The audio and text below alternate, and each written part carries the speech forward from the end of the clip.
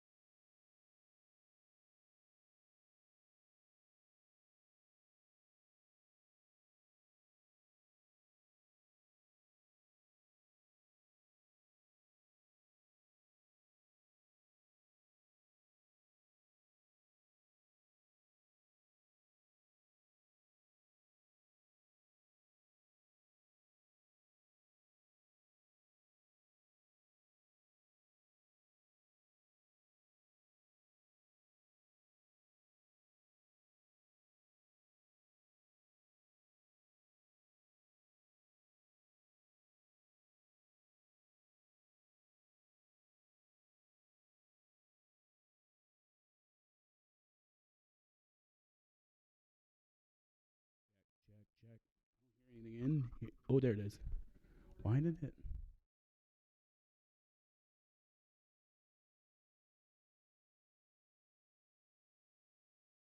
Check.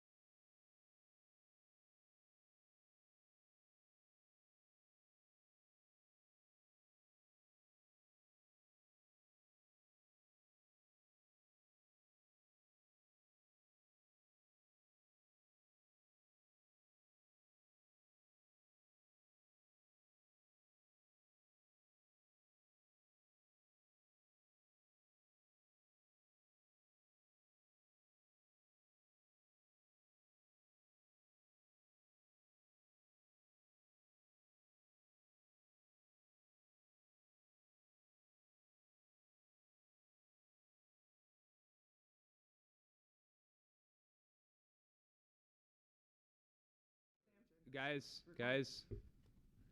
we are back in session. So the item that we're currently on is an update from our state lobbyist, Corey Johnson Levitt. So for the new board members, we have a contract with lobbyists on the state level and the federal level, and Ron represents our advocacy on the state level. So if you can provide us those updates, we'd appreciate it. Got it. Good afternoon, everybody. Thanks for having me. This is mainly an appropriations discussion, but obviously if you want to talk about policy issues, by all means, I'll do my best to answer those questions.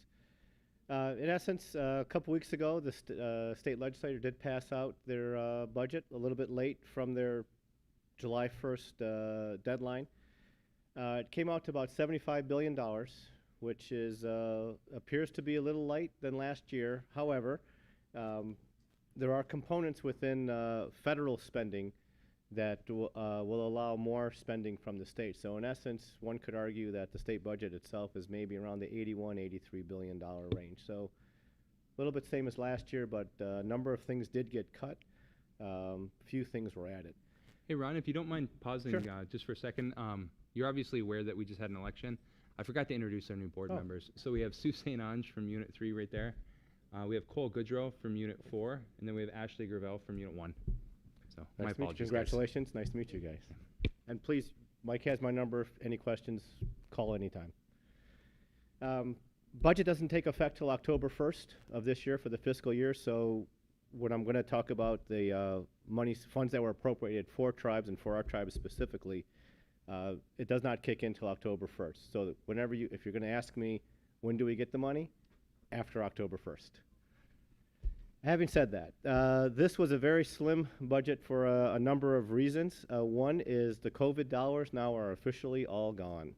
The state had to figure out how to spend or put a budget together without those free COVID dollars. So this is it. No more free money from COVID.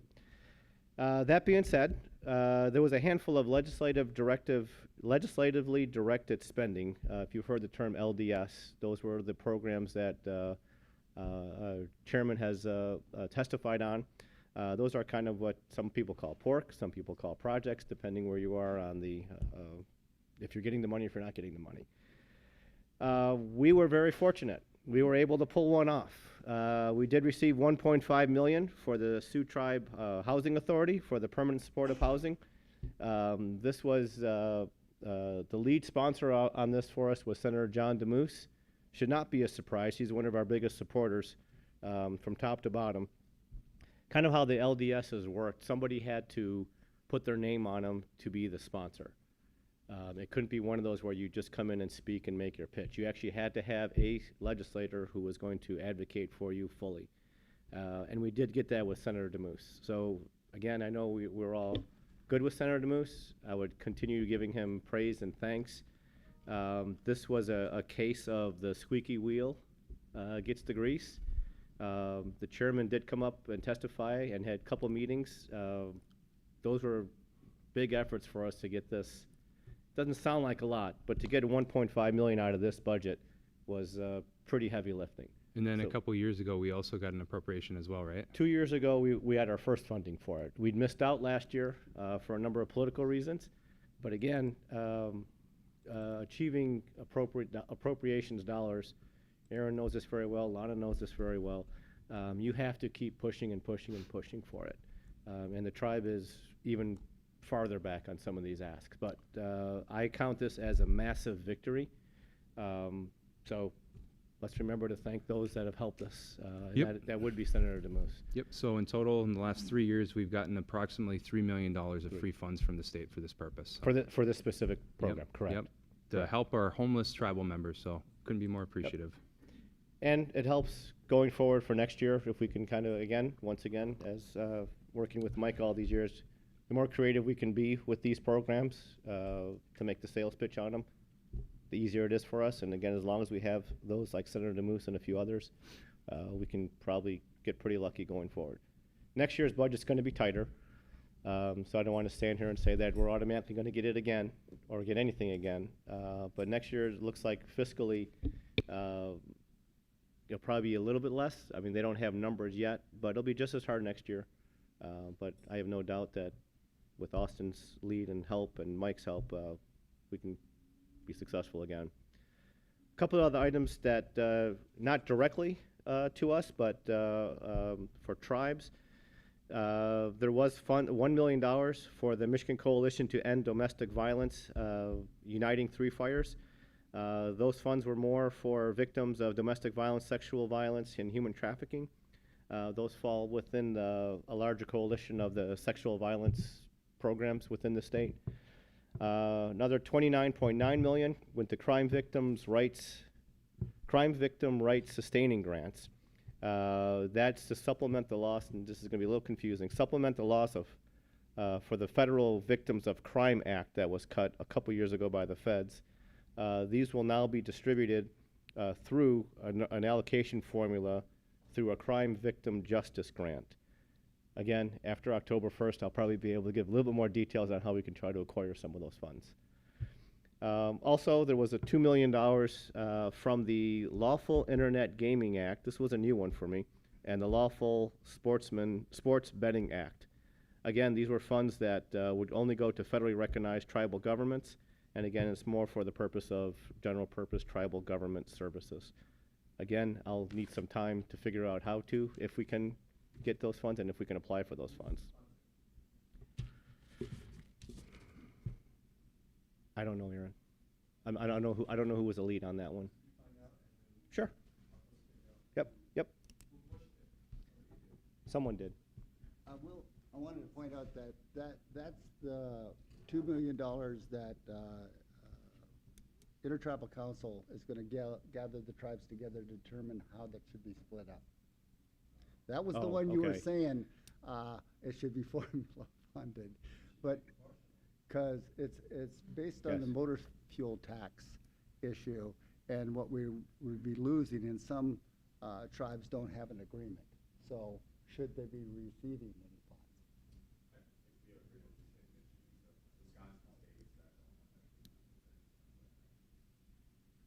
I'll look into it. Okay. And, oh, go ahead. One of the things Yeah. was tell them when the 1.5 million would be available. Oh, after October 1st, that's the fiscal year for the state. That's when we'll have to go back into the department and say, okay, how and when can we get this? I mean, it becomes a bureaucratic process at that point. Last time, if I recall, we didn't get it till January-ish, if I remember correctly. So, assuming it'll be somewhere in the December, January, February, where the funds actually come to us. But we will have to present again the program with the documentation again that it is legit, has an address and all that again. But it already exists, so I think it's just a matter of reproducing the same documents from 2 years ago. Last thing, budget-wise, I'll say that the Office of Tribal Legislative Liaison that Jamie Stuck is the director of was fully funded again, and he has recently just hired a second staffer. So the appropriators seem that they feel that this is worth funding, which I'm surprised. I thought this was going to be a fight for Jamie. But he has been fully funded again, and now he has 2 total staff with him. Nice. Good to hear that.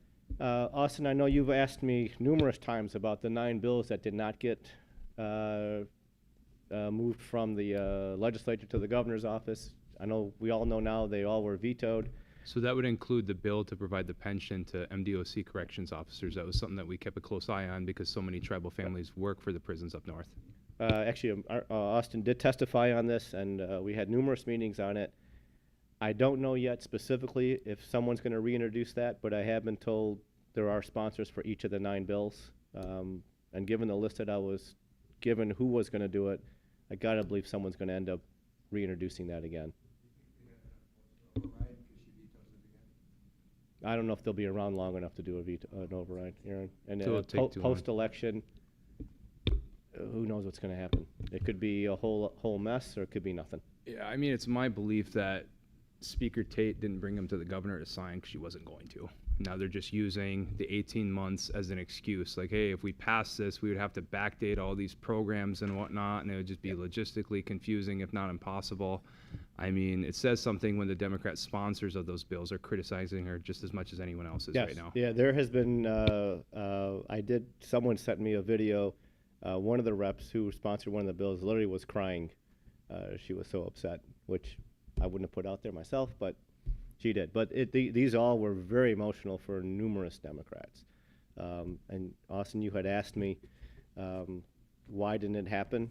Why weren't they sent over? And I'll say it again. I still think the governor had a problem with them from day one and didn't want to touch them for whatever reason. I don't know what that is. No one seems to know. But here we are back again, sadly. Yeah, I would agree. Any questions? Anything? Which one? Right, yeah, she might. I don't know. Data centers? Flipped Yeah, on and just those? as a Who reminder, we're in knows? open session. Okay. Any questions, comments for Ron? Anything? Yeah. I think she's retired after this. So I think final she's gonna- opportunity. she's How are we gonna go doing on the next one. tuition waiver? Same. Nothing's changed. Fully Okay. funded still. All good. Yeah. I have not had to really put up any kind of discussion, fight, or anything on that since it was put in. Plenty of people now are just, it's working, it's good, which is surprising because some of the far-right folks that we have now in office, just, I don't think they've seen it yet. Mm-hmm. There will be a point where someone does see it, because that's usually how it was historically. Yeah. And when that happens, we'll be ready for it. Yeah. Well, I mean, some of our constituents have contacted me, and they're like, why don't you ream this legislator, that legislator, based on what they said about line 5? Because at the end of the day, they're not the ones issuing the license, and at the end of the day, we still need their support to fund the tuition waiver. That's Yes. why, plain and simple. Yeah, there's, the juggling act we have to go through is on a line 5 specifically is, yes, it's a very important issue for us, but what can we do about it legislatively? Probably nothing anymore. Nothing. So it doesn't This matter is what a state illegal. senator or state rep's Right. opinion is at the end of the day. Right. What their opinion does matter about is the tuition waiver, though. Tuition waiver, preventative Yep. housing. Yep, in the state's budget where they Yep. can advocate Yes. for millions of dollars to come to Sioux Tribe. So we do the best with what we can with the representatives that we have. I mean, a perfect example, John DeMoose, Senator DeMoose. Look, Senator DeMoose will do 99.9% of the things we ask him to help us with. Line 5 isn't one of them. And in the beginning, when he first won his Senate seat, I said, make sure you go to the tribe and tell them this is where you're at on this issue. And you just have to shrug your shoulders and say, I'm with you guys, but I can't be on this one. I'll take 99 over 1. And again, I know the issue is a lot more contentious. I'll take the 99 with these guys Yep. over the 1. I'm not a purist. I'm pragmatic. You I'll have to take be. the wins where I can get them. Yep, have Yep. to be. Yeah, we don't have a lot of heavy supporters in the legislature.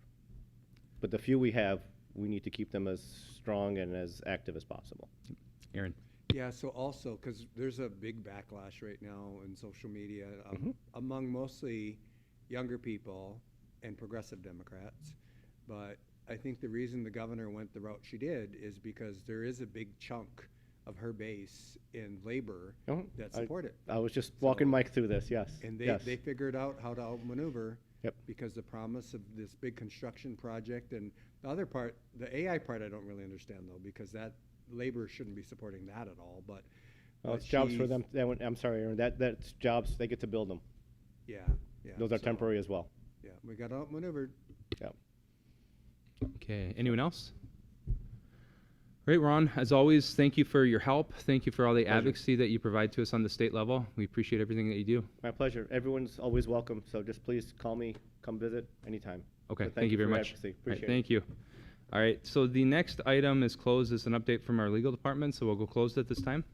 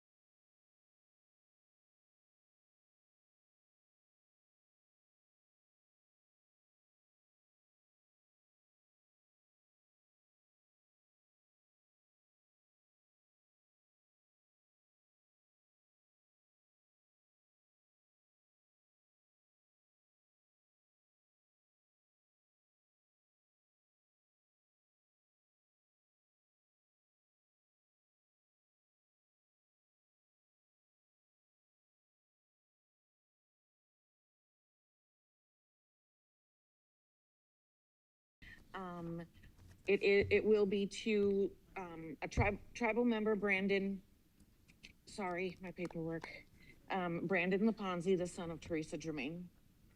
Okay, thank you. Any questions, comments? Okay, hearing none, if you could cover the following resolution, residential land lease, Cecilia Fox, that would be appreciated.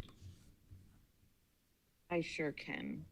So this resolution, again, is the same, with the resolution is to submit and have a full residential land lease for tribal property on Shadowwood. This is to tribal member Cecilia Fox. Thank you. Any questions, comments here? Hearing none, could you also cover residential land lease Richard V. Willis? Sure. We received a request from Richard Willis IV to have a residential land lease. He has completed his full land contract with Demwadding Development, and I agree that this is in the best interest of the tribe. Thank you. Any questions or comments there? Okay, so hearing none, we'll move on. Thank you, Helen. Next one that Thank we'll you. cover is follow through on 33-year promise to establish a Joseph K. Lumsden High School. Aaron? Yeah, so I just hope that we aren't willing to renovate that building for the $200,000 that facilities came with. And I talked to Rob earlier, and I don't have any ownership, even though I wrote it, but I don't have any ownership over any of the whereases. So if anything in the whereases are objectionable, we can just skip that part, take it out, and then just do the resolve. But we know that we have $2.5 million in reserve funds for JKL, which means those funds originated for that purpose. We do have flexibility over those funds, but several people said they would support constructing a high school. But if we're going to do it, we got to do it. We have to make a decision now, because the committee, I'm on the committee, the high school committee, and they're at the point right now where either it's a go or it's not a go for fall of 2027. So when we applied to the BIA in 1993, we said we would do a high school. There's always going to be a place for Malcolm to pick up kids who otherwise aren't going to make it. But rather than relegate our kids to the ones that aren't going to make it, why don't we make an academy of excellence to increase the likelihood that they will make it? And one other thing is, you know, we're at Michigan State, so I've got to mention it, is Dr. George Cornell, who was Sioux Tribe, and the math department, Dr. Schweitzer, did the investigative report, the study. It was a two-cohort investigation that revealed that around 2000, that the high school graduation rate at Sioux Area High School was 47%. It's obviously better than that now, but we know we can do better, and that was our plan all along. One other thing is, this was not in the realm of reality before, but now that the pandemic hit and we did all this virtual education, the time will come after we're operating a couple of years that all of those kids who slipped through the cracks in Unit 2, Unit 3, Unit 4, Unit 5, because we still have a dropout rate, will be able to enroll virtually. That wasn't the case before, because you had to be in the service area of the local, of JKL, but that won't be the case in the future. So, and I'm saying we can enroll our kids who otherwise aren't going to finish high school. So anyway, I'm hoping that if we don't do this, if we can retread back and figure out if we're going to do anything, because as of right now, we don't have a plan to construct a high school. So that's it. Yeah, and for the new board members' information, right now there's a moratorium on Indian schools with the Bureau of Indian Education. However, if you have an agreement in place for the BIE to fund your school, which could be a high school, prior to that moratorium going into effect, they will pay for it. So our agreement included high school grades, and that agreement predated the moratorium on the BIE continuing to fund new schools, and because of that, we can have it paid for. We had the director of the BIE sit in front of us, verified that in a recorded session. So some of the newly recognized tribes, they're out of luck, like Lumbee. They can start schools, but the BIE isn't going to pay for them, so we're in a really unique position. Rob? I just wanted to clarify before, so that way I don't have to motion during a meeting. Are you okay with just removing the whereases completely? So I would like to strip it down completely to just the intent of the resolution. Okay. Rather than having Ashley read it and then have to motion Yeah, no, if we could all We'll waive the agree reading, to and that. then I'll find out if anyone has any objections, and that would be the cleanest way to do that. Okay. We don't read the whereases. We only read. No, I think for the official record, though, We're taking them off. I think for the official record, it would be preferred ahead, by Mike. some board members to remove the whereas. You calling on me? Yes? Okay. I have no problem with pledging, but I just don't see the plan yet. So I'm supportive of expanding our school. I want to see us get into the high school realm. I just want to see us do it in a more caution, not even caution. I just want to see a plan. Right now, this says phase 1 and phase 2, and I get that we are breaking it up by grades 9 and grades 10. I get that part of the phase, but the construction phases, I still haven't seen that plan. What does the construction phase look for phase 1? And the costs have jumped, and I get, we all knew that was going to happen.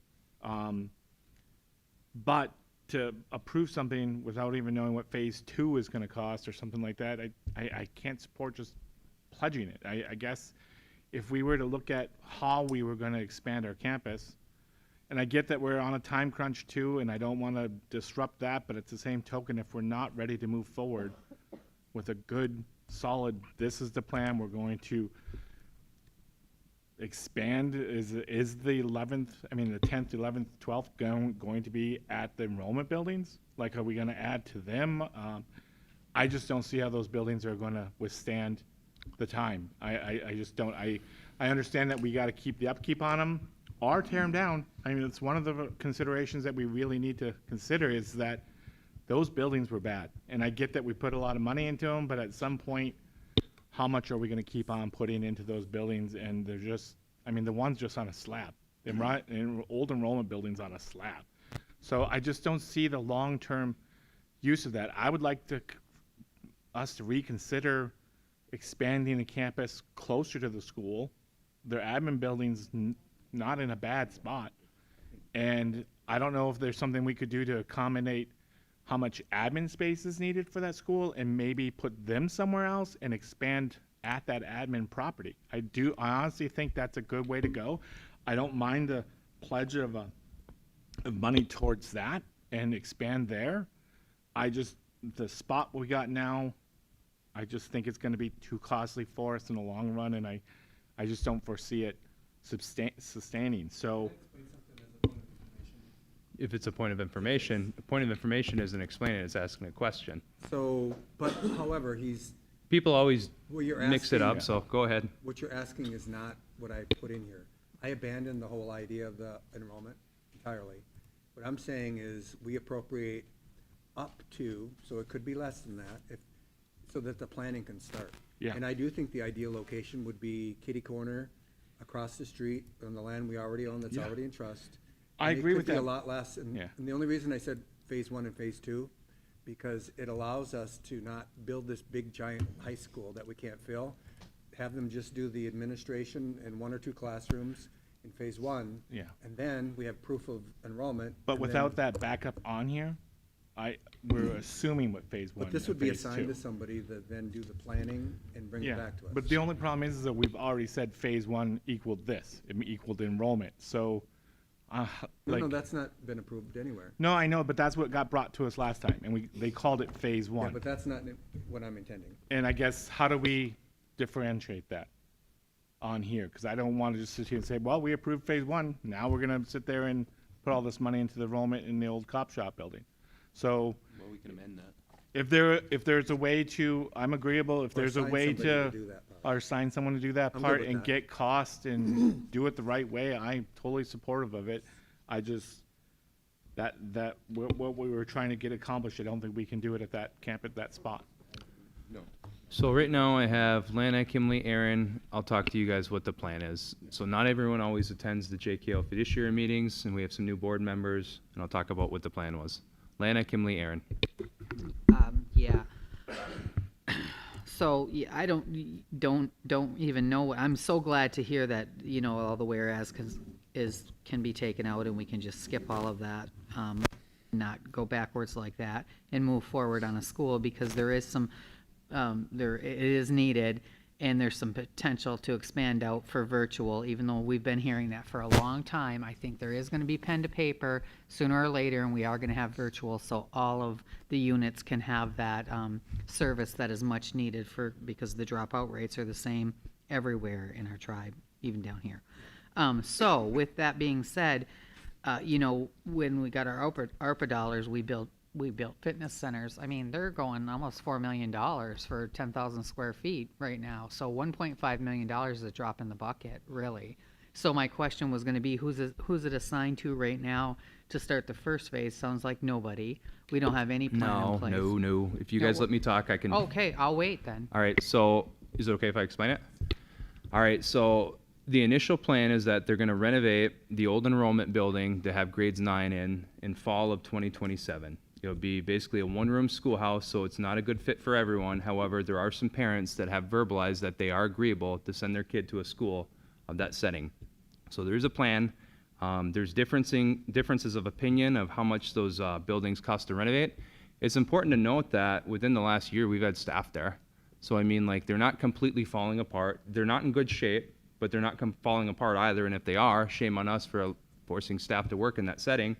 But I think we can renovate it a little bit cheaper, but that's not the long-term plan. What they're going to do is they're going to work with the administration, because at the end of the day, even though JKL is the vendor that operates that educational service for us, we own the property and we would own the building as well. So what they want to do is they want to utilize the 105L leasing program to help cover the construction costs. In the meantime, though, they would have that one-room schoolhouse where, again, parents have already verbalized that they're supportive of sending their kids there. And at that time, those students that attend that would be ISEP students, so we would be receiving funds from the BIE. At that time, you would have a tenant for that old enrollment building, which you currently don't have, which we currently don't have a plan for. So it would satisfy that. As soon as the new high school was built, those students would transition to the new building. It is a plan, and we had the director of the BIE sit with us on Zoom so we could explain the plan, and he said it's a very good plan. So there is a plan, and the director of the BIE, who would pay for this, said it's a very good plan. So that's important to note. If you guys aren't supportive of that, eventually we're going to have to be professional and tell the school, and then we're going to have to figure out the plans for the constructed school. And if that happens, it's going to be the people behind you, not the school that spearhead that. They're going to be doing it with the school's assistants, obviously, but it's going to be us, not them. Thank you for that. The other question I have is the interest, we're taking this out of the same money that we had to take the Milcom funding out of, and that's the interest bearing account. Okay. Okay, was there any plan for that 2.5 in the first place with that money? For us? Huh? For us? Yeah. Just It to was fund the just there school as and the we knew. requests come in. Okay. So there's no other plan earmarked, because I don't always attend those JKL meetings, but I've been consistent the last quite a while. Okay, those are my two questions for now. Thank you. Anyone else? Oh, Kim Lee Aaron, sorry, I see my list. Go ahead, Kim. How big, square footage wise, is the JKL admin building? Does anybody know? I don't know if he knows. Does anyone know how many square feet the JKL admin building is? Well, you have admin staff there right now, though. I think admin staff could be moved. They, We've got a whole east wing that's not utilized. We've got an enrollment building that's not utilized. And we also, what concerns me more than anything, have we done in recent years a survey to find out how many of those students truly plan to go? We've got it earmarked for 25, but we've got 50 to 70 students per grade. yeah, So we're Dr. Dale. talking about not leaving kids behind, not letting them slip through the cracks. Well, if we still have 25 to 50 kids slipping through the cracks, because hopefully we're creating a school of excellence that all students are going to want to be at. And if we're not accommodating that, what 25 get to go? The ones that pull in the most money, the ones that, we can call it a lottery, but we all know how that works. So that's my concern, is that there's just 25 students when we got 50 to 75. What kids are not going to get that excellence in education or an opportunity for it? So, So I can answer that to the best of my ability. So Dr. Dale has been engaged, and she's our superintendent, and she's a Sioux Tribe member. So she has been engaged with parents. They sent out a survey to the parents, and they have the numbers of parents who are interested. But yeah, I mean, we can't relocate the JKL admin to the east wing of the casino. That's a hotel that we're in the process of demolishing. I understand, but it's not in the process of being demolished. I'm just saying there are things we could work around if that's what we really want to do, is build a high school when we have a perfectly good building that could be the start of it. Just saying, maybe creative thinking wouldn't be such a bad idea. Aaron? Well, let's see. I think, so I just want to make it clear that I abandoned the idea. The reason I abandoned the idea of the enrollment building is because we voted on it and it was rejected. So we don't have the support to renovate that. So, and we do have property across the street to the right. So you know where the houses are across the street? We own all that property and it already has infrastructure. We will have to clear it. It won't be a big fancy high school. 1.5 million's not a lot, but I think if we can start, and the notion of the phase 1, phase 2, but we can take that language out too, was just, we only need a small administration in there, but we need classrooms. We need a couple classrooms. And then see how that goes for a couple of years. That money's still set aside for a potential second phase. And then if we do have interest, we can add additional grade levels. And so I think that shows proof of concept. We do have a lot of support because Dr. Dale did a survey, and a lot of the parents want, that have kids that go to school there, want to expand because they do not want their kids to go to Sioux High. I do have a point of inquiry on that. Do we know how many of those surveys did not come back? So we have to have this conversation in a JKL meeting. So the person that can answer these questions is our JKL administrator. She's not here. Let's talk about this at the next JKL meeting if you guys want to. Otherwise, I mean, we're basically planning how that school's going to run, but the Sioux Tribe doesn't operate it. We have a vendor that does it, and they do a good job. She did say that there was a sufficient number of students to operate a full 9th grade in the first year. And I think it's at least a full 9th grade in the first year, but she was trying to be cautious and to have proof of concept before we expand any other grades or more than one grade at grade 9.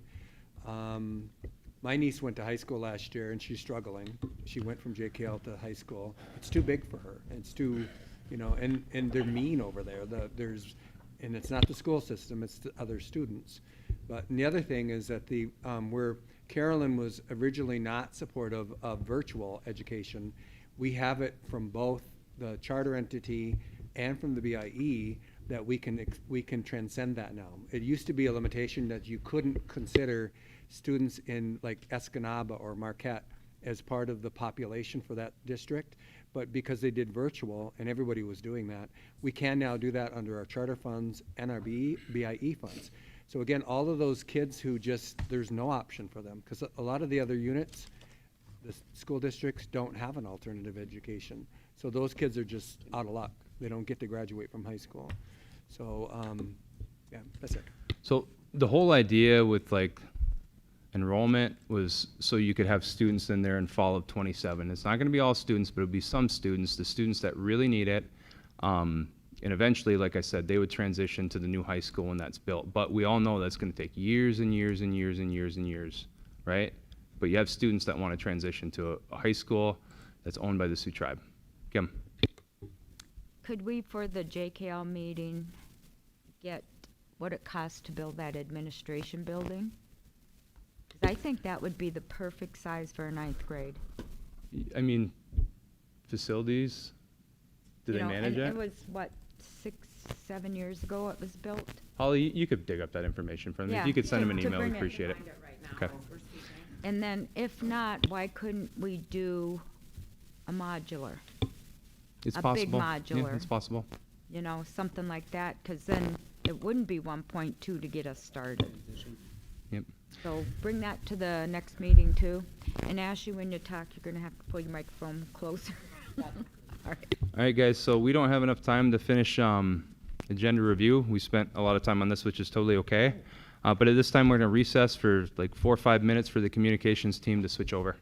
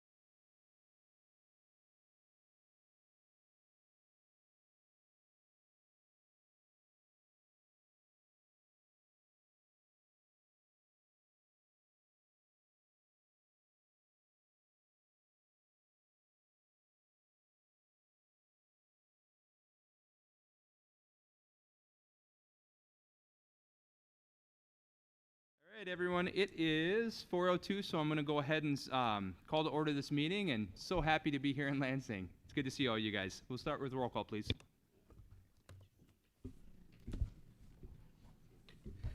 Rob McGrory. Here.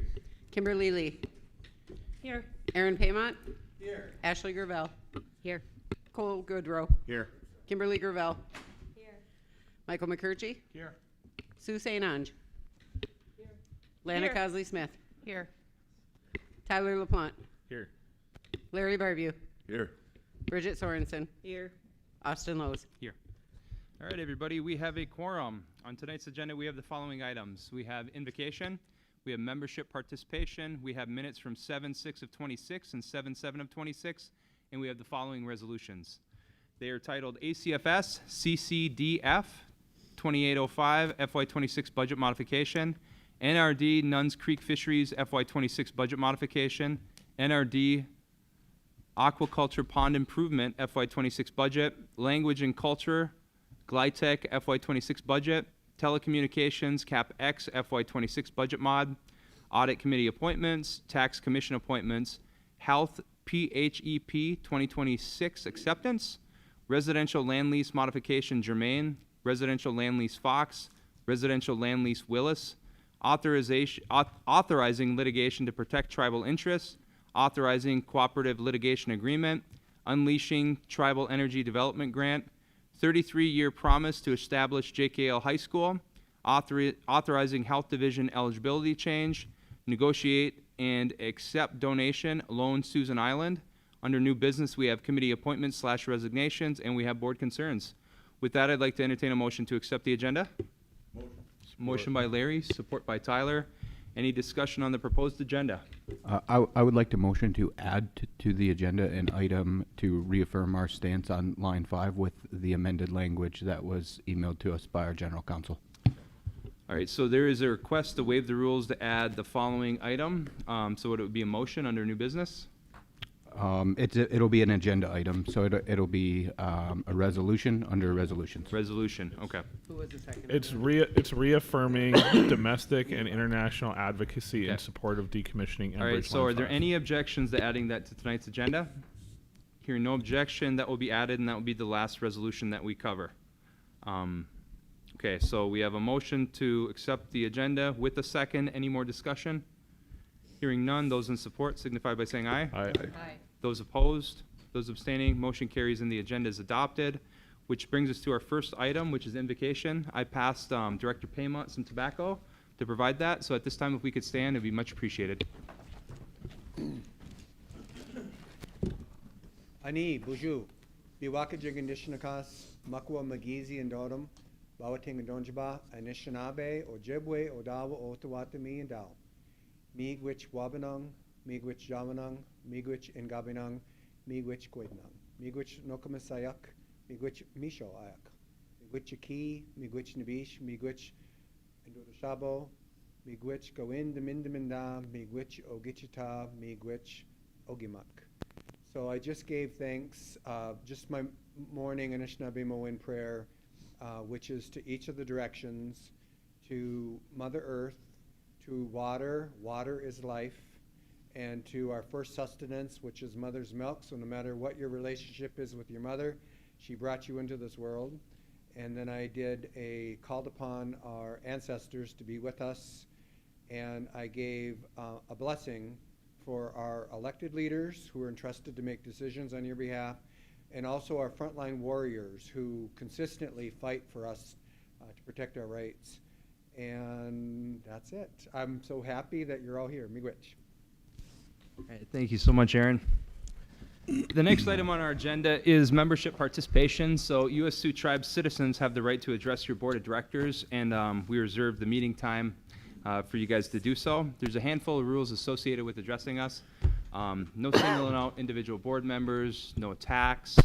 If you have personal information we're discussing, I might move you to close because there's certain topics that, shouldn't be discussed in front of thousands of our members. So Michelle is back there if you want to put your hand up. So Michelle has membership participation forms if you guys want to talk to us. Fill out a form with her. You get 5 minutes. It's not like a Q&A or anything like that because sometimes board members disagree with what the answer is. So we have professional staff reach out to you guys with your answer. Also, if you guys need more than 5 minutes, my office can give you guys a call tomorrow. So with that, I have a membership participation form, and it is from Heidi Wagemaker. So Heidi, if you want to come up to the podium, just press the button so the microphone turns green and you have your 5 minutes. Okay, thanks for having me. Thank you for all that you guys do. But I also want to try and keep this clean and short. So I decided to let you guys know about something that I've experienced. I haven't really reached out or called your phone numbers. It was always going to do it kind of thing. But anyway, for 20 years, over 20 years, I called up to the tribe, to the health department, and would ask them about being able to be seen, because there was times that I was maybe going to lose my job or different things, or my daughter was aging out of insurance. I called to see about every time, about 4 or 5 times during that 20, 25 years, they told me, oh, well, you don't live up here in the 7th County service area. Well, then I found out later through talking to, Indian Affairs and stuff like that, that if I'm a tribal member of a federally recognized tribe, I can go to any federal clinic. So FYI to, whoever was picking up the phone and misguiding me on that. So that bothered me. Also, too, when I finally enrolled, even though my entire family has been enrolled for years and years, my great-grandparents helped get federal recognition through the Hudson family name. But anyway, when I first became a member, I was stuck into the, oh, well, if you're out large member, I live in Lansing, if you're going to vote, you have to come up here to the polls. And I'm like, well, I can at least make it to St. Ignace. I can't, even though I'm more Sugar Island and Mackinac Island, kind of Sault Ste. Marie. So I registered with Unit 3, and now I guess I'm locked into that. There might be other people out there like me, because I was like, well, if I have to go vote on an important issue, I can at least make it to St. Ignace and get to a voting poll on the day, to request the day off or something. So that bothered me. And I thought I'd let you know there's probably other people. I'm sorry about the infighting and the politics and whatever that's going on. I'm sad for that, because we have so much against us as a tribe, as tribes across America. The cuts, the funding cuts, whatever, the government, lockdown, whatever you want to call it, where they stop funding. We have enough to deal with to help us get through, and we need to remember our 7 grandfathers' teaching. Bring us up, bring us together. I know there's going to be, you get too many people in a room, it's hard to get in a van to drive to the lake. It takes a while. But we got to work on that, because we have so much going against us right now, and the cuts and everything that keep coming. It's just going to get worse and worse and worse.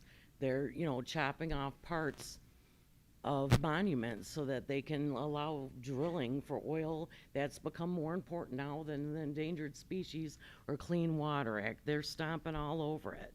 And here we are, line 5, okay? So I think we should do better about, we have problems keeping enough doctors and dentists and all that in our area. We should help with scholarships and things like that to bring up some of our own into that. I think it would benefit. Maybe there's a 3 or 4 years, we help them with even more scholarship, but for 4 or 5 years, they have to stay within the clinics and stuff in our area. And that golf course that's losing money, I think it'd be great if it's a full hookup campground. I would definitely come and stay for long term. And other than that, I'm really sad about the missed payment. Now we're gonna owe more money on the lawsuit. I was hoping for the casino down here, but I would have probably recommended more Eden County area. But anyway, thank you. All right, thank you for being here. Anyone else want to come up and talk to us? All right, so we're going to go in closed session because we have to talk about something. So if you guys could just temporarily step outside, we'd appreciate it. There's one person we have to speak to privately.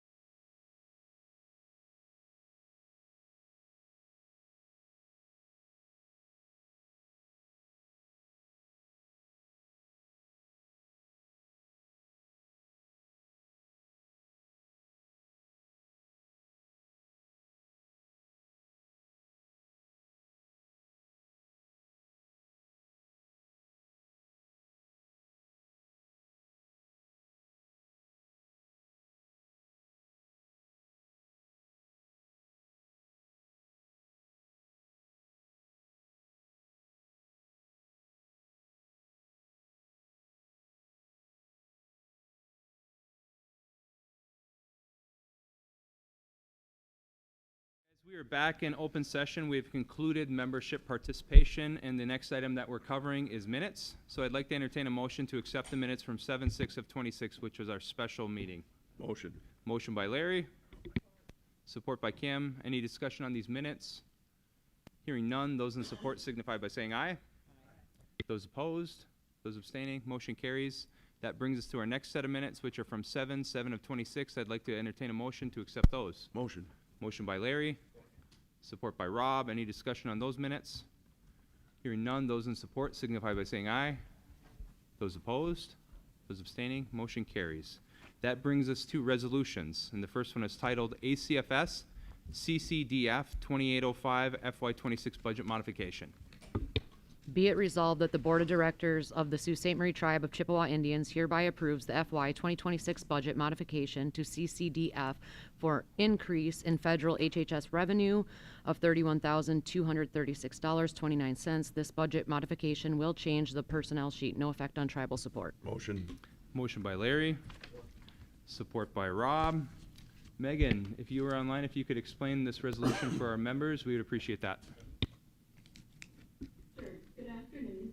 Megan Miller, Direct Services Program Director for ACFS. The resolution I have for you this afternoon.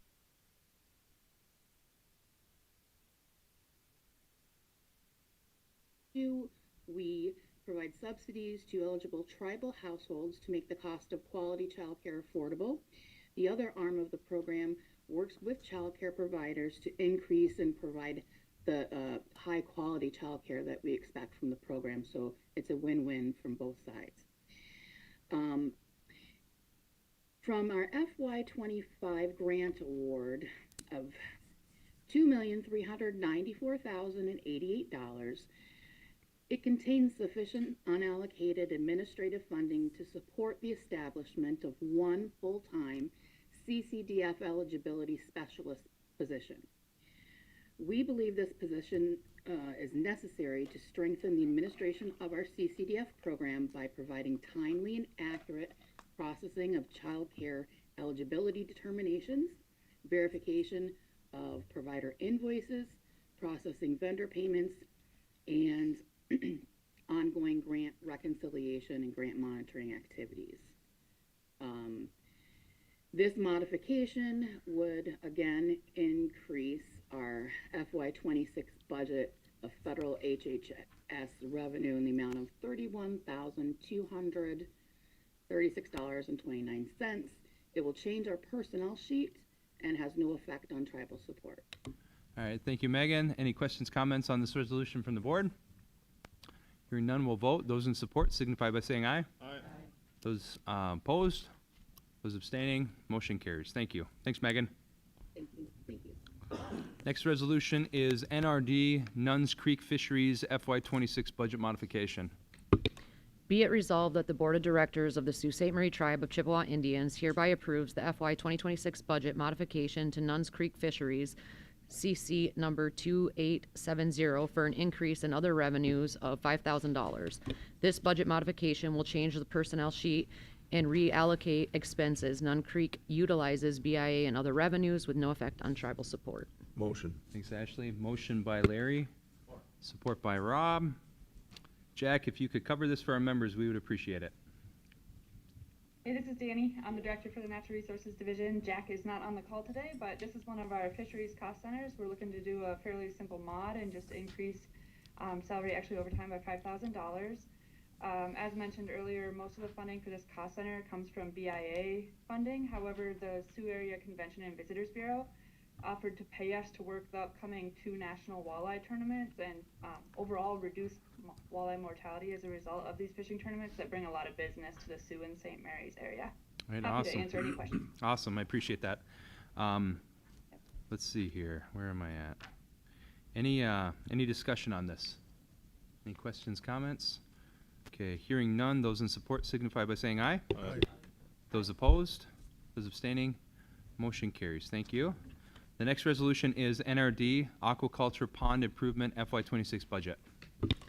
Be it resolved that the Board of Directors of the Sault Ste. Marie Tribe of Chippewa Indians hereby approves the establishment of a FY 2026 budget for NRCS aquaculture pond improvement project with federal USDA revenue of $61,758. No effect on tribal support. Motion. Motion by Larry, support by Rob. Danny, if you could cover this as well, we'd appreciate it.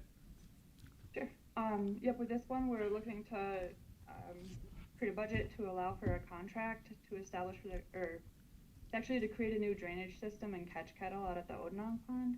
So this is the pond that we raised a lot of whitefish in this year, and we're looking to improve our ability to take the fish out, essentially. Okay, and how many fry did you produce this year? Whitefish was somewhere around 300,000, but between whitefish and walleye, I think approximately 1.2 million. Very impressive. Any questions, comments from the board? Okay, hearing none, roll call, please. Kimberly Gravel. Yes. Cole. Yes. Lana. Yes. Bridget. Yes. Rob. Yes. Ashley. Yes. Larry. Yes. Kimberly Lee. Yes. Tyler. Yeah. Aaron. Yes. Michael. Yes. Sue. Yes. Okay, motion carries. Have a good evening, Danny. Thank you. All right, the next resolution is Language and Culture, GlyTech FY26 budget. Be it resolved that the Board of Directors of the Sault Ste. Marie Tribe of Chippewa Indians hereby approves the establishment of FY 2026 budget for GlyTech with other revenue of $60,000, no effect on tribal support. Motion. Okay, motion by Larry, support by Tyler. Cody? Am I live? Good afternoon, everyone. This is a one-time grant through Great Lakes Intertribal Epidemiology Center to improve our cultural activities and services across our 5 units. Each unit's going to have $12,000 for the purpose of cultural activities and supplies between now and Halloween. Okay, much appreciated, and once again, awesome job yesterday. Another piece of housekeeping. We have a cooler with bison in the back of this room. Where's it located, Cole? Right back here to the left. So we brought that to yesterday's cultural expo, some leftover meat, so you guys take it home with you, and we don't want to bring any back up north. So, any discussion from the board? Okay, hearing none. Roll call, please. Bridget. Yes. Aaron. Yes. Larry. Yes. Kimberly Lee. Yes. Michael. Yes. Kimberly Gravel. Yes. Sue. Yes. Tyler. Yes. Ashley. Yes. Lana. Yes. Cole. Yes. And Rob. Yes. Okay, motion carries. Thank you. Appreciate it. Next resolution is telecommunications CapEx FY26 budget modification. Be it resolved that the Board of Directors of the Sault Ste. Marie Tribe of Chippewa Indians hereby approves the FY 2026 budget modification to telecommunications capital expenditures for an increase of $75,000. This increase will come from Telecom's fund balance. Telecommunications utilizes other revenue and fund balance. No effect on tribal support. Motion. Okay, thank you. Motion by Larry, seconded by Sue. Nick Eitram, if you could cover this for our members, we would appreciate it. Yeah, no problem. Can you guys hear me okay? Yeah, my apologies. I thought Sue seconded that. It was Bridget, though, so we'll get that corrected. But go ahead, Nick. Yeah, so this is for our telecom van that we use for our cable runs and all that type of thing that we go around the 7-county service area with. It holds all the telecom's tools and things. We were going to put this in the 2027 budget, but it's in need of somewhere around $7,000 of repair. So rather than put that money into this van that we're going to replace next year anyway, we just want to replace it now. Okay, much appreciated. Any questions, comments from the board? Hearing none, roll call, please. Cole. Yes. Tyler. Yes. Rob. Yes. Michael. Yes. Kimberly Lee. Yes. Ashley. Yes. Lana. Yes. Larry. Yes. Bridget. Yes. Kimberly Gravel. Yes. Aaron. Yes. Sue. Yes. Okay, motion carries. Thank you. The next resolution is audit committee appointments. Thanks, Nick. Have a good evening. Now therefore be it resolved that the Sault Ste. Marie Tribe of Chippewa Indians Board of Directors hereby appoints the following sitting members of the Board of Directors to serve as members of the Audit Committee, with each such appointment being effective through the remainder of each such designated director's current term of office. Director Tyler LaPlante, Director Lana Cosley Smith, and Chairman Austin Lowe's. Be it finally resolved that the Board of Directors designates Michael McCurchie to serve as the chairperson of the Audit Committee through the end of his current term as treasurer of the Board of Directors. Motion. Motion by someone like Larry, support by Rob. Holly? Good evening, Holly Hoppola, Governmental CFO. This resolution is being presented as a need to update our committee appointments with the recent elections. What this will do is, again, it will appoint Director McCurchy, Director LaPlante, Director Cosley Smith, and Chairman Lowe's to the Audit Committee. Okay, much appreciated. Any questions, comments on this? Okay, hearing none, we shall vote. Those in support signify by saying aye. Aye. Those opposed? Those abstaining? Motion carries. Thank you, Holly. I think you're covering the next one, though, which is titled Tax Commission Appointments. This is Now therefore be it resolved, sorry. Now therefore be it resolved that the Sault Ste. Marie Tribe of Chippewa Indians Board of Directors hereby appoints the following 3 people for a 3-year term to the Tax Commission in accordance with Section 43.1001 of the Tribal Tax Code. Director Michael McCurchy, Director Tyler LaPlante, and Chairman Austin Lowe's. Be it finally resolved that the Board of Directors hereby appoints for a 3-year term Michael McCurchy as the Tax Commissioner as provided in Section 43.1005 of the Tribal Tax Code. Okay, appreciate that. We have a motion by Larry, support by Rob. Holly? And again, this resolution is just a matter of formality to appoint new committee members due to the recent elections. Okay, I appreciate that. Any questions, comments from the board? Hearing none, we shall vote. Those in support signify by saying aye. Aye. Those opposed? Those abstaining? Motion carries. Thanks, Thank Holly. you. The next resolution is titled Health PHEP 2026 Acceptance. Now therefore be it resolved, the Sioux Tribe Board of Directors authorizes the Health Division's acceptance for the PHEP grant agreement funds in the amount of $15,760.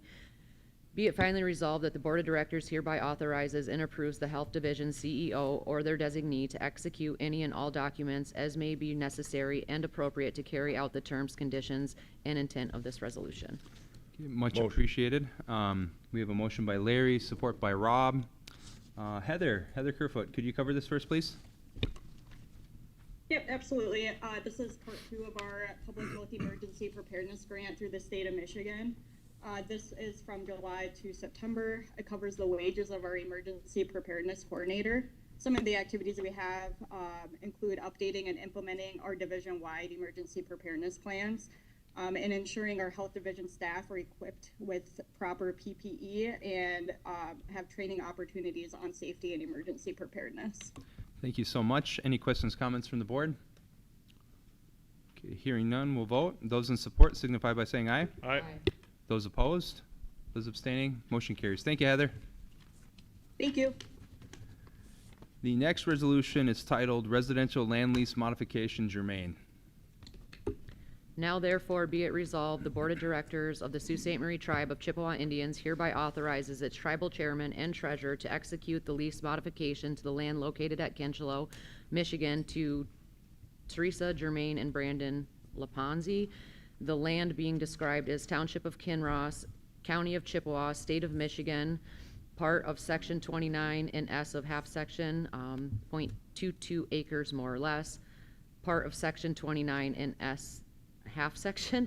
Be it finally resolved, the lease is in furtherance of a housing program operated in the promotion of the public purpose, and the negotiated rental amount has been determined to be in the best interest of the tribe and its people, and valuation in accordance with 25 CFR 162.320 is hereby waived. A motion by Rob. Support by Larry. Helen, if you could cover this one for us, we'd appreciate it. Okay, hello, Helen Wilkins, Director of Commercial Real Estate. This resolution is for the authorization for the tribal chairman and the tribal treasurer to execute a residential land lease modification for the properties located as referenced in the resolution. This has been reviewed, and I agree that this is in the best interest of the tribe and its citizens. Okay, thank you so much. Any questions, comments from the board? Aaron? So the last whereas releases somebody from it, but we don't have action in the resolve to release that person. Does that matter, legal? I'm sorry, Dr. Payment, say that one more time for Yeah, me. the third whereas releases somebody who's currently on the lease.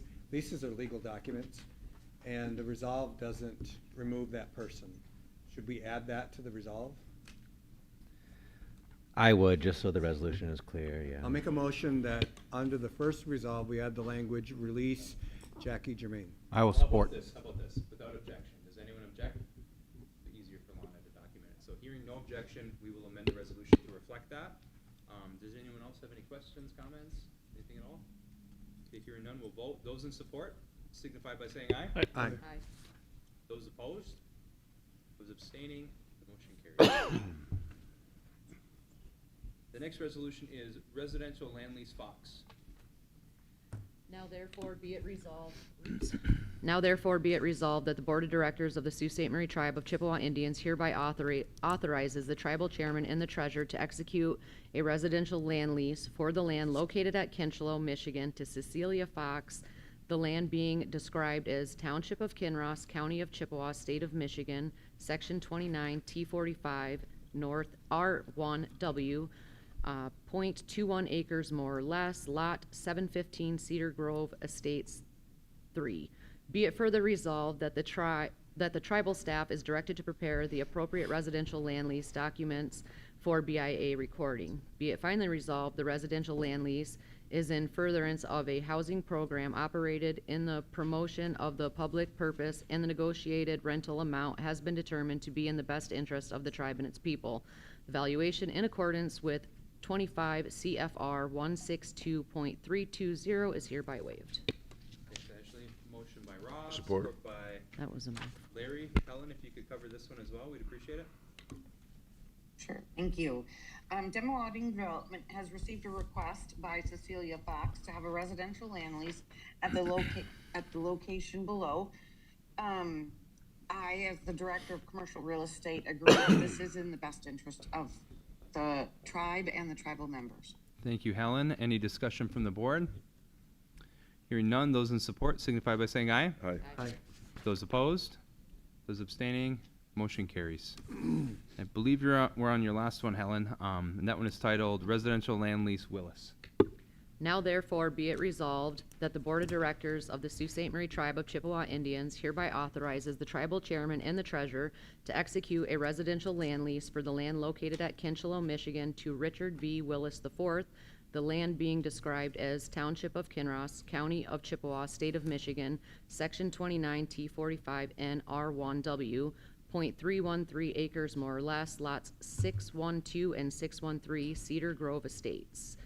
Be it further resolved that the tribal staff is directed to prepare the appropriate residential land lease documents for BIA recording. Be it finally resolved, the residential land lease is in furtherance of a housing program operated in the promotion of the public purpose, and the negotiated rental amount has been determined to be in the best interest of the tribe and its people. The valuation in accordance with 25 CFR 162.320 is hereby waived. Motion. Motion by Larry, support by Rob. Helen? Okay, so Demo Auditing Development has received a request from Richard V. Willis IV to have a residential land lease now that the land contract for the home has been paid in full. This land is located in Kinchlow, Michigan, as noted on the resolution. I agree that this is in the best interest of the tribe and the tribal members. I appreciate that. Any questions, comments from the board? Okay, hearing none, those in support signify by saying aye. Aye. Those opposed, those abstaining, motion carries. Thank you, Alan. Have a good night. You're welcome, thank you. The next resolution is titled Authorizing Litigation to Protect Tribal Interests. Now therefore be it resolved that the Board of Directors of the Sault Ste. Marie Tribe of Chippewa Indians hereby authorizes the tribe's general counsel or his designee to initiate litigation on the tribe's behalf to protect its interest in Indian Energy LLC. Motion. Motion by Larry, support by Rob. Ryan? Yeah, this has been workshopped over several workshops with both the board and the enterprise authority, which oversees some of the day-to-day of Indian Energy and its operation. And it's been discussed that there may be necessary to commence legal action to protect the tribe's interests. and this resolution would authorize that action, if necessary. Okay, if necessary. Any discussion from the board? Roll call, please. Cole, Yes. Tyler, No. Rob, Yes. Michael, Yes. Kimberly Lee, Yes. Ashley, Yes. Lana, No. Larry, Yes. Bridget, No. Kimberly Gravel, Yes. Aaron, Abstain. Sue. No. 7 yeses, 4 noes, 1 abstention. Okay, motion carries. Next resolution is titled Unleashing Tribal Energy Development Grant. Now therefore be it resolved that the Board of Directors of the Sault Ste. Marie Tribe of Chippewa Indians hereby authorizes the tribe's chairman or the tribe's general counsel to enter into a cooperative litigation agreement with Earth Justice, the Native American Rights Fund, and our sister tribes regarding the Enbridge Line 5 pipeline. Motion. Motion. Okay, we have motion by Larry, support by, put your hand up. Lana, okay. Let's see. Ryan, go ahead. So as the board is aware, and the membership may be aware, several of the permits necessary to commence the Line 5 tunnel project have fallen into place. We anticipate that the remaining federal permits will also fall into place. We've been discussing with our sister tribes, Earth Justice and Native American Right Fund, the potentiality of maybe having to litigate with Enbridge, and this, if this passes, will allow Austin, you and I to sign an agreement with the sister nations as well as NARF and Earth Justice to commence litigation if necessary and join those lawsuits that may be coming. Okay, I appreciate that. Ryan, any questions, comments from the board? Aaron? Am I on? Oh, so I just want to say that we had a really, really good workshop today to talk through this and what our plan of action will be. In the past, we were advised by a previous general counsel not to get directly engaged, and it didn't feel right to me because other tribes were carrying the weight. We have done lots of things before today. We had our own rally in St. Ignace. We have funded and supported the paddle out protest. I have personally spoke at nearly all of them and contributed out of my own pocket as well.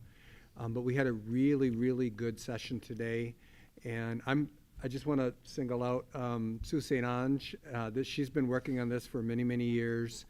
And I don't know if she's going to do it during membership or board issues, but moved me today. We are unified as a tribal nation right now, and we are going to be joining with the other tribal nations and try to motivate them to be as involved as we intend to be. But it was an amazing session today to solidify our unity to protect our waters and our Mother Earth. So I'm just absolutely grateful for that. We're lucky to have you, Sue. Seriously. Any other questions, comments from the board? Okay, hearing none, roll call, please. Michael, Yes. Kimberly Gravel, Yes. Sue, Yes. Aaron, Yes. Tyler, Yes. Bridget, Yes. Cole, Yes. Lana, Yes. Rob, Yes. Kimberly Lee, Yes. Ashley, Yes. Larry. Yes. Okay, motion carries. Thank you, everybody. Thank you. Next resolution is titled 33-Year Promise to Establish JKL High School. Unleashing tribal energy. Okay, I apologize, you guys. It looks like I skipped one. The next one is Unleashing Tribal Energy Development Grant. My apologies. So, are there any objections to waiving the reading? It's quite lengthy. Okay, hearing no objection, we shall waive the reading. Is there a motion? Motion by Larry. Support by Kim. Let's see here. And then Larry is the sponsor, so go ahead, Larry. Mr. Chairman, I do not believe Larry's on, so I'll speak to this grant. We've been working collaboratively with Larry. Hey, you can Caldwell, speak on and it. myself. Yep, it's a group project and you're part of the team, so go right ahead. Yeah, and I did sign the RIS as the executive to sign, so I am on there as a signature. So this is a This resolution is requesting authorization to submit a grant application to the U.S. Department of Energy, Office of Indian Energy Policy. This is for a battery grant. We're working with Cloverland. There is a $833,000 match with this grant, but the model we're currently putting together, Cloverland will submit the match needed, and then they will be reimbursed through the cash flow model. We're currently working the economic model. It'll be complete prior to submission, but everything looks in order. So this would be to submit the application, as there's a resolution needed with the actual grant number in the resolution.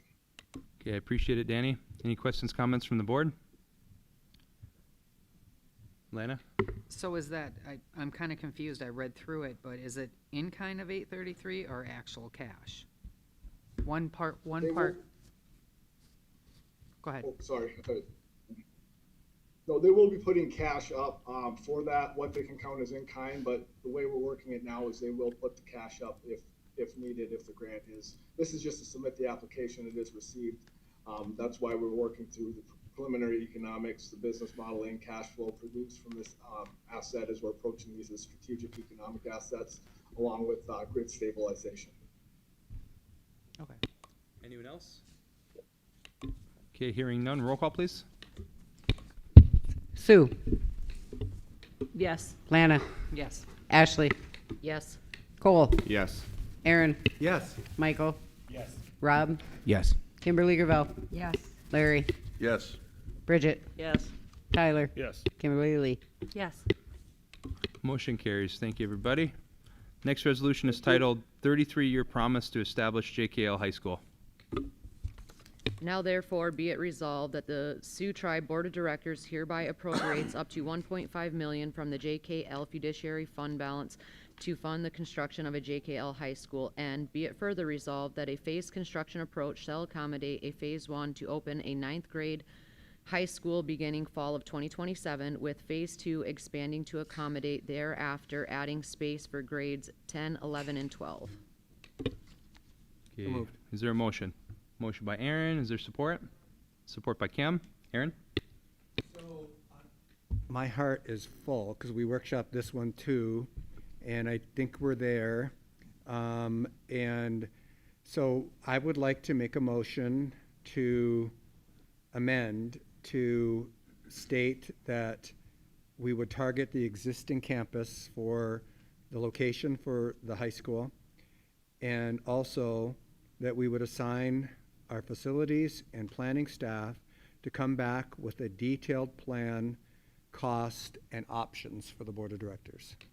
So are there any objections to amending it to that effect? Okay, so hearing no objections, we will amend the resolution to reflect what Aaron just stated. Now we're back on the resolution. So who wants to speak? Rob? Mr. Chair, I was just going to request that you propose with no objections to strip it down to the therefore be it resolved. Okay, anyone else? So does anyone object to us removing all the whereases? Is that what you're asking for? The whereases from the resolution? Okay, hearing no objection, we will remove those as well. Can we also change the title to just establish a JKL Lumsden High School? Any objections? All right, let's change that too, guys. Establish JKL High School? Okay, any questions, comments before we move on, guys? Alrighty, roll call, please. Aaron, Yes. Bridget, Yes. Kimberly Lee, Yes. Ashley, Yes. Larry, Yes. Tyler, Yes. Sue, Yes. Michael, Yes. Kimberly Gravel, Yes. Cole, Yes. Rob, Yes. Lana. Yes. Okay, motion carries. The next resolution is titled Authorizing Health Division Eligibility Change. I can die now.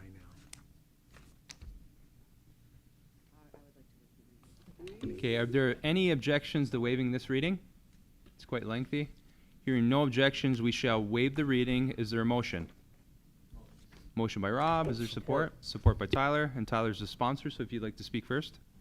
I think Ryan can speak on it as well, but this will authorize the health division, who technically is already authorized, to open up to the general public for primary care services in the Marquette Clinic. This will improve our healthcare sustainability in the western end and increase potential third-party revenue capture from the patient population seeking primary care. This would in no way impact PRC. General public is not eligible for PRC, and it would help us to most likely the patients we'll be seeing will have insurance, and that will be reimbursable. When establishing policy for the general public, it'll be similar to the MAT clinic that we recently authorized, making sure that there are spots held for tribal members and tribal citizens are to be seen first and foremost. Any other spots open would then go to non-tribal members. As you can see by the attachment, there are several exceptions already that the health division does offer. This would expand the primary care services in the Marquette area. Right now there is no waiting list for tribal members to be seen, and we are seeing more and more tribal patients by the day. But again, like I had mentioned, this will increase sustainability in the western end. And a lot of our services have been transitioned to third-party revenue. So if we can increase our third-party revenue draw, that continues to support our elder services are fully supported by third-party now, just to give one example. So the more we take in, the more patients that we see, the better it is for the tribe as a whole. Plus, we're good stewards of the community by providing care for our people. This is a pilot. There's a timeline written in here to get feedback from the health division on what needs to be pushed forward, but it would be a great start. It was part of the Jamestown Squala model that we went and reviewed several years back prior to making some of the changes. Okay, I have a speaking list that consists of Bridget, Rob, Mike, and Lana. Did I miss anybody? Okay, go Bridget. Okay, I can support us trying this as a pilot like we have discussed, starting with Marquette, because we know that you guys have vacancies that you can see other patients. I'm not in support of doing it at any of our other clinics at this time, because I think we have a lot of issues at those clinics right now that we need to address. So I'd like to make a motion to amend on the second, be it further resolved to end that paragraph after this resolution, so it only applies to Marquette. Second. Okay, so we have a motion and support. Any discussion on that motion to amend? I'm sorry, who was the support? Aaron? Thank you. Okay. So I don't see any hands up, so those in support of the amendment signify by saying aye. Aye. Those opposed? Those abstaining, so the motion to amend successfully passes. We're back on the main resolution. I'm calling you, Rob. So I understand the logical reasoning and the business perspective of focusing on capturing patients outside of membership. It will allow us to generate more third-party revenues that we could invest in other areas of our healthcare that could expand services to our own members. With that said, I believe in that model, and I believe it'll work. But I'm a little bit concerned with the timeline here because I don't have verification of the services that members are receiving there now. Are they having? Do we have any issues with time scheduling appointments? Is this recommended by our health director? So do we have James online right now? He was invited. Okay. And Ryan has had him on all of the email communications per the board's direction. Okay, so in order for me to support this, I need to make sure that our membership is receiving absolute adequate care that they need out there. So if there's any way that I could get that information, which I assume James would be here today, but I think that it needs to be part of a long-term strategic plan that's directed by our health director and the administration's there and not from the board. I think that our job is to support our professionals' best recommendations, and that's where I stand on it. So I might be in a minority, but I'm gonna vote no until I am absolutely sure that our members of that area are receiving the best quality care that they possibly can. Mike. I guess two things. One, thanks Director Sorensen for clarifying that this is going to be a pilot program for Marquette only. It's discussed, but I wanted it reflected in here.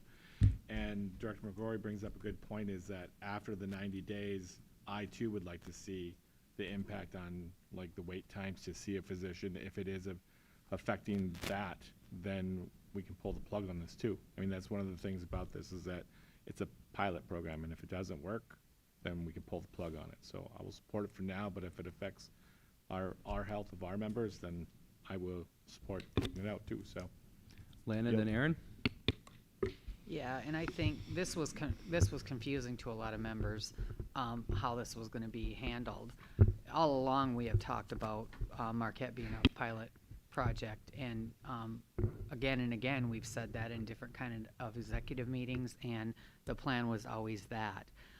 When we talked about Jamestown, that was a Bluestone, recommendation as well. I think this resolution has come out of frustration because we haven't seen any kind of direction or plan to move in that direction. So I am going to support it, but those caveats that everybody's talking about, the full assessment after 90 days, how it's going to work, a priority to tribal members, that it's not going to immediately expand to any other clinics until we know that it's working and everybody's getting the care and service that they need. I too thought James would be here.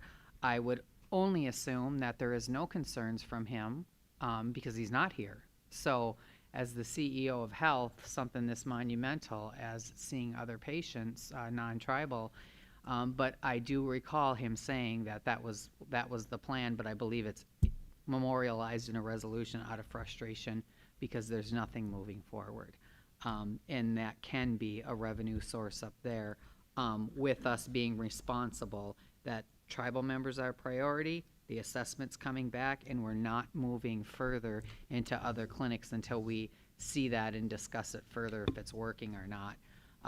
I've had tribal members come, speak to me and say, do not do that, Lana. They didn't understand. And the one thing, it was the other clinics, because Director Sorensen said it right. We do have issues at other clinics that we have to address before we expand any other kind of services there. So I'm going to support it with those three things memorialized that will happen. So I hope that describes to everybody, anybody that has the concerns out there, that we're just going to open it up, because that's not what we're going to do tribal-wide. Aaron? Okay, I want to put our membership at ease. I do appreciate, and that's why I seconded it, the motion to limit it to this as a pilot, because before we consider expanding it to any other locations, we need to see a business plan, we need to see a pro forma, we need to see how we're going to be able to hire additional doctors in order to handle the additional clientele. So this is a bankable formula.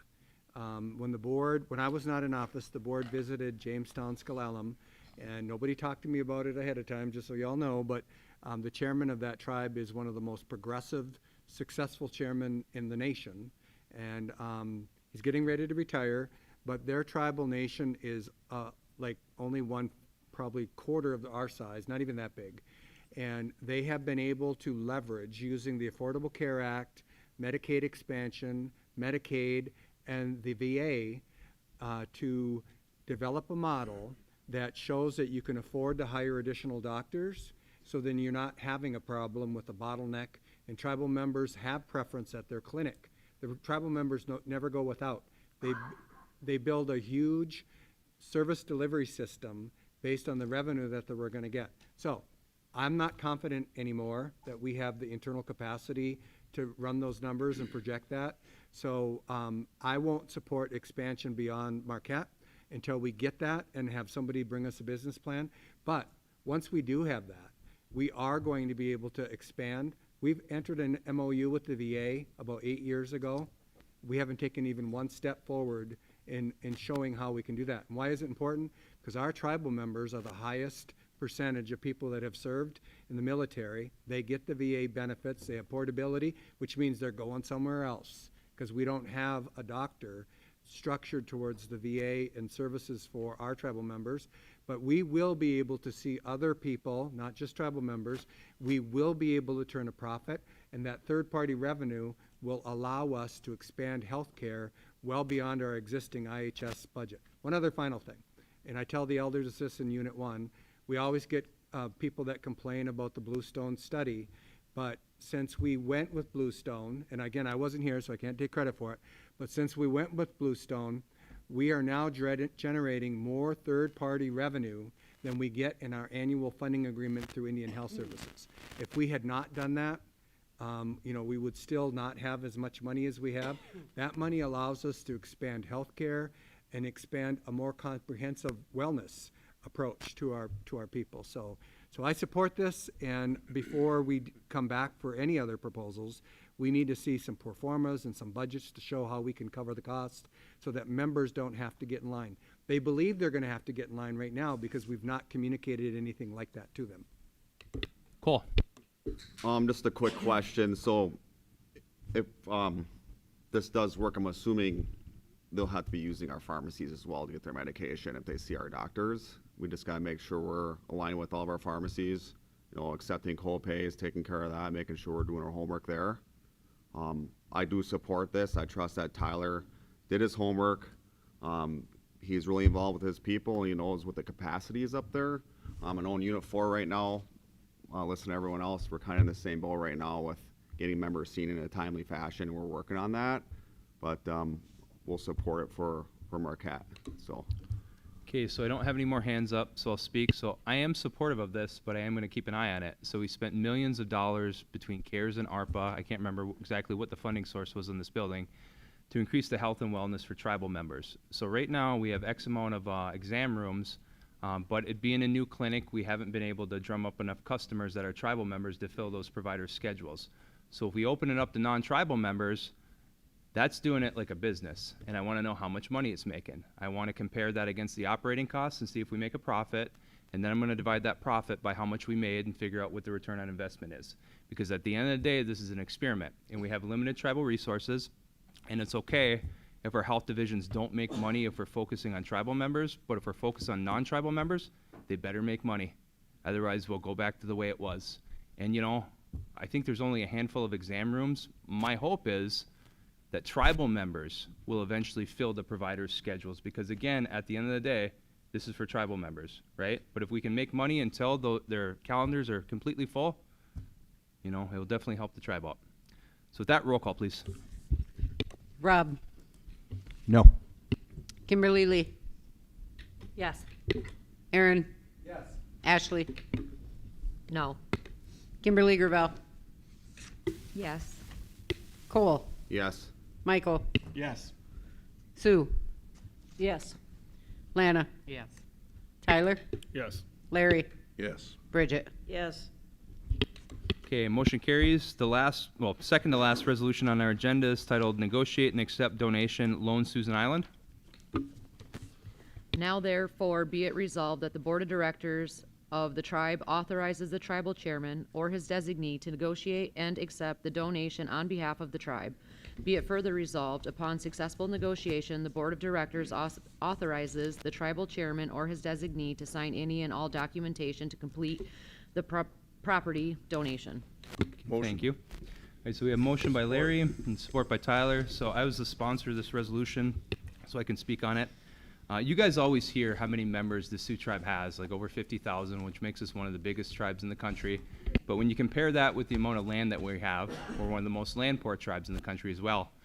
So we've made a concerted effort to try to increase our land base. Once I became chairman, we bought 540 acres on Sugar Island. We bought where our Sugar Island powwow grounds are, along with the cemetery that's nearby. We do what we can. Every now and then, someone will contact the tribe and try to donate land, which is absolutely beautiful in my opinion. There's conservation groups throughout the country. I think one of them is the Grand Traverse Conservancy, where sometimes people will donate their property to because maybe they'll be a landowner, but they don't have any kids to pass their property down to. So they'll donate it to a conservancy group where the general public can use it. And I really think the general public should consider donating land to tribes because at the end of the day, we're the original landlords, essentially. So not that long ago, a wonderful couple, they got a hold of me about potentially donating an entire island to the Sioux tribe. It's in the Lachino Islands. And those of you guys that have never been there, they're very affluent. They're very expensive. You have a lot of millionaires that live there. But historically, they were all Sioux tribe. So everyone is very excited that one of those islands could potentially be ours. So it's just 5 acres, so it's not terribly massive or anything like that. But it's something really special. So if this passes, the owners of that island, they don't want to close until next summer They live in Colorado. They come up about once a year. They basically want to come into the community, invite community members to closing if they're interested, and then just meet them. That way they can hear how meaningful it is. They can exchange stories about the island in the time that they've owned it. They've owned it for about 15 years, and just something really positive for our tribe. So if anyone has questions, comments, anything at all, I'd be happy to answer them. So Lana, Aaron, Rob? Yeah, this is, well, I Googled it. I think this is fantastic that I live in the Hessel area, and that is a beautiful area, and that's where, our people inhabited and taught those people how to live and survive in the Leschnell area. That's documented all over. So you stated it's about 5 acres? Okay, is there anything on it right now? I kind of Googled it, the Cabin. Location. There's Yep. a It's cabin on it? off-grid cabin. It was the original cabin when they purchased it. They renovated it. It has like a compost toilet in there. It has, I think, running water maybe, but you may have to run a generator to activate the pump. I'm not really sure. Right. Me and Eric Clark, we did a tour of the island with the owners, and it's really nice. The cabin, we could put some money into it, but it's really rustic. At the end of the day, though, the property tax for the island's minimal. I think it's just a couple $1,000s. So we shouldn't have any issue placing it in trust. But if we can't, we have to pay property tax, and it's only a couple $1,000 per year. And that was my next question. I don't know how that works, but if we could put it into trust, and $2,000 a year is nothing for an island down there in that area. But yeah, I think that's fantastic. And you did say that next summer, whenever they do want to transfer over the land and donate it to us, there will be a groundbreaking. There will be something, or we'll meet them. Because I don't know them. I don't know. I'll invite all you guys. If you guys want to come down and meet them, say thank you, you guys will be welcome. Okay, thank you. Aaron, then Rob. So on top of getting married, having a baby on the way, you got us an island. Thank you, Mr. Chairman. Yeah, it was the owner's decision, not mine, but I appreciate it. Okay, Rob. No. I just wanted to add, well, the conservatory is not Grand Traverse, it's Little Traverse, but I wanted to add that along with that comes access to the road across from the island, correct? Yeah, I forgot to list that. So I can't remember what the road is named. Throw out some road names for me. Well, it's right off Hessel Point. It's not in Cedarville. It's right off Hessel Point if I Googled it It's right. Hessel Point, yeah. So you go through Hessel all the way up past the Catholic Church, and there's right there on M134 is the what do you call it? I can't say it. Yes, I can't say that. We're right there. I don't know the name of it. But Hessel Point. Well, it's Hessel Point, But what I'm saying is we would own frontage Oh. on Hessel Point. It's a small lot. They used it to launch kayaks to get to the island. You can also get to the island from boat launches. When we visited it, we went to the Cedarville Country Club, and it's not a far boat ride. It's like a 5-minute ride. Right. But yeah, it would also include a small lot on Hessel Point Road. Oh, that's a beautiful area. That's Yep. an expensive area up there in Hessel Point It Road. certainly is. Mhm. Okay, anything else, Rob? No, that's it. Anyone else? Okay, roll call, please. Kimberly Lee. Yes. Ashley. Yes. Cole. Yes. Rob. Yes. Bridget. Aaron. Yes. Tyler. Yes. Lana. Yes. Michael. Yes. Larry. Yes. Sue. Kimberly Gravel. Yes. Okay, motion carries. I appreciate that. That brings us to the last resolution that's on our agenda, which we waived the rules to add. It's titled Reaffirming Domestic and International Advocacy in Support of Decommissioning Enbridge Line 5. Motion. Motion by Alana, support by Rob. Who put this on the agenda? Okay, go ahead, Rob. What this agenda does is reaffirm the Sioux Ste. Marie Tribe of Chippewa Indians stance on Line 5 that we do stand for decommissioning the pipeline and to totally shut it down. The amendment essentially authorizes us to designate staff and resources to any efforts that we feel necessary to get out public relations to our members and support any and all activism groups that are actively collaborating to protest Line 5 and to offer our support to them in an official capacity. Okay, I appreciate that, Robin. We're kind of getting ahead of ourselves a little bit. We forgot to have Ashley read the resolution, so if you could do that, I'd appreciate it, and then we'll get some motions and seconds. Now therefore be it resolved that the Sioux Tribe of Chippewa Indians Board of Directors hereby reaffirms its dedication to the domestic and international advocacy efforts to obtain the final goal of decommissioning Enbridge Line 5 and eliminating this threat to the Great Lakes. Be it further resolved that the Board of Directors for the tribe hereby authorizes the tribal administration to dedicate available staff and resources to the domestic and international advocacy efforts to obtain the final goal of decommissioning Enbridge Line 5 and eliminate this threat to the Great Lakes. Be it finally resolved that the chairman of the tribe or his designee is authorized to execute or amend any and all documents relating to this effort. Okay, I appreciate that. And we have a motion from Lana and support from Rob. Rob already explained it. Would anyone else like to speak on this? All right. Without objection, let's approve this via unanimous consent then. I would like to just add one. All right, go ahead, Rob. I just wanted to say miigwech to Director St. Ange for bringing the initiation of this forward for us to carry through on this tonight. Let's give you a round of applause. Okay, without objection, we'll approve this via unanimous consent. And I don't hear any objections, so motion carries. Thank you, everybody. That concludes all the items under resolutions, so that brings us to new business. The first item is committee appointments / resignations. Any objection to doing these all at once? Okay, so hearing no objection, we'll handle these all at once. So the Unit 5 Marquette Elder Committee is seeking reappointments for Boyd Schneider, Cynthia Crowley, Jane Carrickson, and then the Election Commission is requesting resignation for Ernest Deming. Motion. Motion by Tyler. Support. Support by Larry. Any discussion? I'd just like Okay, to say those in one support thing. signify by saying aye. Aye. Those opposed? Those abstaining? Motion carries. That brings us to board concerns. Does anyone have any? Okay, go ahead, Cole. I just wanted to thank Ernie for all of his hard work. Him and Pam are so involved with the elder community in Escanaba and everything they do, and wish Ernie the best and look forward to seeing him at the elder dinners and the coffee clutches, and just thank you, Ernie, for everything. Big wedge. Likewise. Okay, any board concerns? Okay. Would you like to talk about them or just pass them over? No, I can talk about them. Okay, go ahead. Let me find them. Okay, so many months ago, or maybe even longer, we passed a resolution on the remote work policy. We had talked about that, we passed the policy, and we expected data and how that was working once we passed the policy.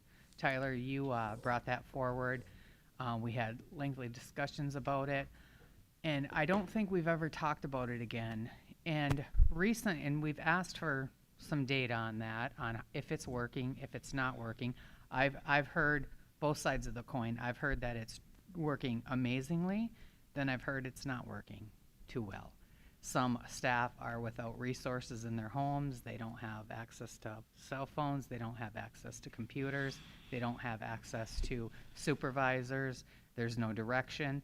So it's time that we dust that off and find out if that policy is actually working for the benefit of our membership and the services that they're expected to provide. Again, I think that the remote work policy can work very fine, and I think there's plenty of people that do an amazing job with that, but I want to see if the policy's working. So that one, and then my other one is, I have to find it.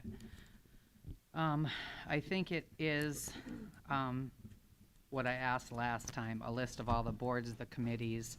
I don't know, I haven't gotten that yet. I don't know if that's created, but. I'm sorry, I provided that to the board through the orientation. Oh, So I okay. didn't know that I haven't looked at those orientations yet, so if it's there. Okay. Perfect, thank you, Lana. Yep, I did Got it. not put on there who serves on what, but. That's what I want. That's, okay, I thought Yep. you wanted just a list of the. No, I want okay. a list of the You want- okay. individual boards, yeah, who's Jess on what, has her and hand like, up, just too. us getting on the audit committee, where we stand, and if there's work to go around, I know that we had, like Aaron said today, and me and him are like besties today, I don't know what's going on, but, I know, but you know, there's some things that all of us can collaborate and we can do things, but we need to know who's where, what they're doing, and what the expectations are. So having that list so that we can all communicate and facilitate what needs to happen, we need to know where they're at. Okay, Jess. I just wanted to mention that Mike LaFoy is get it back to the board. Okay, appreciate it. Anyone else? Rob. I just wanted to say, in collaboration with the resolutions that were passed regarding line 5, that I would like to schedule a workshop with us and our staff to develop a long-term plan of how we're going to engage the public, because as everyone knows, that we have followed through on nearly every action that we can to exhaust our litigation and our legislative efforts, but we are moving into a time where we're going to actively be seeking to engage our membership, and I do believe that we need to set aside some time specifically to draw out a plan and make sure that we do it in the best way possible. That's fine, and in full disclosure, that's going to be a non-Tuesday, so you guys show up for that, please. Okay, anyone else? All right, then, without objection, meeting adjourned? Hearing no objection, meeting adjourned. Thank you, everybody. So at 6 o'clock, we have a community meeting. Raise your hand if you guys are going to be attending that. Put them up high, you guys in the audience. Not you, Rob. Keep your hands up. So how about this? So we can sit around and wait 40 minutes before we have that. Would you guys like us to start early? Yeah? Okay. All right, give me 10 minutes. At 5:30, we'll go ahead and get it started. That section isn't going to be streamed. This is for you guys, okay? All right, so 10 minutes, we'll get started. Oh, we just were zooming. I thought you guys wanted to stream that stuff. Maybe not? Oh, I don't care. Either way is fine. I just want to make sure. Just stream early. I mean, it's theirs. But if nobody's Absolutely. Yeah, okay. Hey, Joe, if It's you don't for need the to stream. people that were here for them to have a question and answer. If nobody's here. All right.